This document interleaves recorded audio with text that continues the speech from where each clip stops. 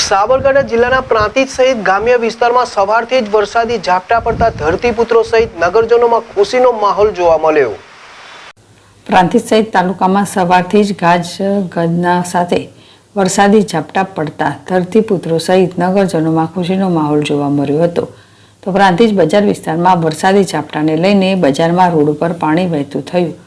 તો પ્રાંતિજમાં નીચાણવાળા વિસ્તારોમાં વરસાદી પાણી ભરાયા હતા, જેમાં હનુમાન મંદિર ખાતે દર વર્ષની જેમ મંદિર સંકુલમાં વરસાદી પાણી ભરાવાનો સિલસિલો યથાવત જોવા મળ્યો હતો।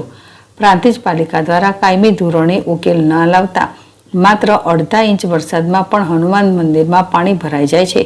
તો હનુમાન મંદિરમાં વરસાદી પાણી ભરાતા ધર્મપ્રેમી લોકોમાં પ્રાંતિજ પાલિકા સામે રોષ જોવા મળી રહ્યો છે।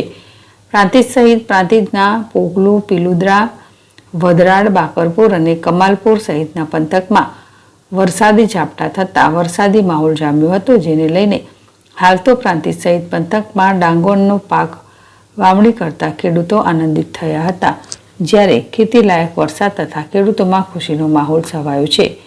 તો દિવસ દરમિયાન ઉકળાટ બફારા વચ્ચે વરસાદી ઝાપટા પડતા વરસાદને લઈને પંથકમાં ઠંડક પ્રસરી જવા પામી હતી।